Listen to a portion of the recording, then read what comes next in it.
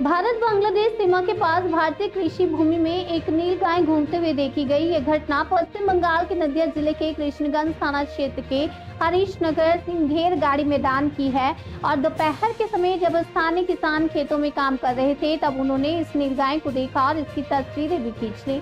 स्थानीय लोगों के अनुसार नीलगाय सीमा के पास लगी कंचीली तार के करीब भारतीय क्षेत्र में घूम रही थी, जिससे आशंका है कि किसी भी समय बांग्लादेश में प्रवेश कर सकती है। लेकिन इस नीलगाय के अचानक यहां आने को लेकर कई सवाल उठ रहे हैं। क्या यह स्वाभाविक रूप से जंगल से भटक कर आई है या फिर यह तस्करों के हाथ से बचकर भागी है? स्थानीय निवासी रूप घोष का मानना है कि नीलगाय की तस्करी की जा रही थी और शायद ये किसी कारणवश तस्करों के हाथ से छूट गए।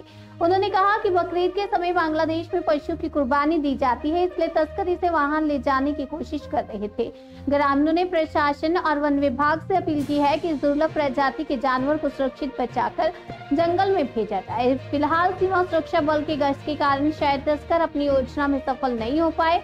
अब प्रशासन की जाँच से ही साफ होगा कि नीलगाय अकेली थी या फिर तस्करी के लिए कई और पशु लाए गए थे, जिनमें से एक भाग निकली। इस घटना के बाद से इस सीमावर्ती इलाके में नीलगाय को लेकर काफी चर्चा बनी हुई है।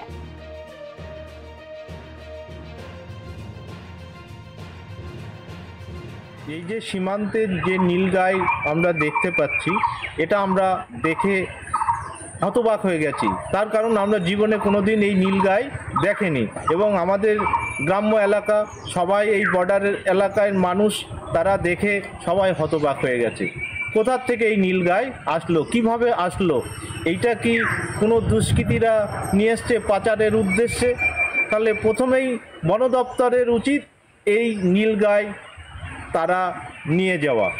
দ্বিতীয়ত হচ্ছে প্রশাসন যে আছে তাদের তদন্ত করা উচিত যে কিভাবে এই নীলগাই আসলো, কোন দুষ্কৃতীরা এই নীলগাই নিয়ে এসছে পাচারের উদ্দেশ্যে, সেইটা তদন্ত করা।